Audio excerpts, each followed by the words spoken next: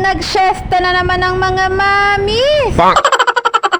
Bali, Tuesday Zumba session nga namin yan at saglit nga lang kami nakapag-Zumba dahil hindi na nga rin kinaya ng speaker namin. Nyosme.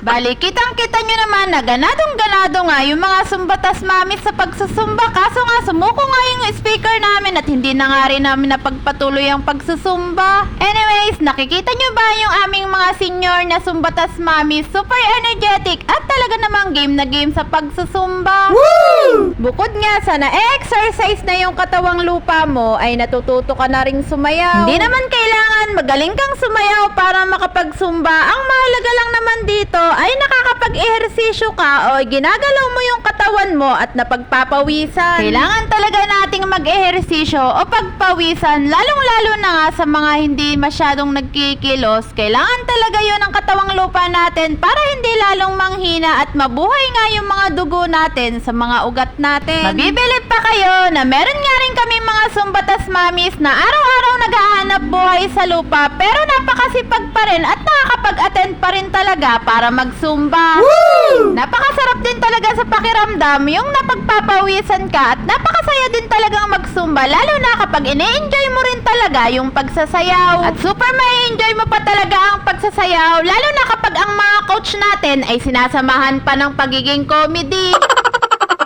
At sulit na sulit din talaga ang pagsusumba sa mga coaches naming super gagaling at super mga energetic na halos walang mga kapaguran. Woo! Plus makakasama nyo pa yung mga backup na napakagaganda at napakagagaling din. What? Walang halong biro, may mga backup din talaga kaming super gagaling din sumayaw at pwedeng-pwede na nga rin naming maging coach. Syempre, hindi ako kasali doon.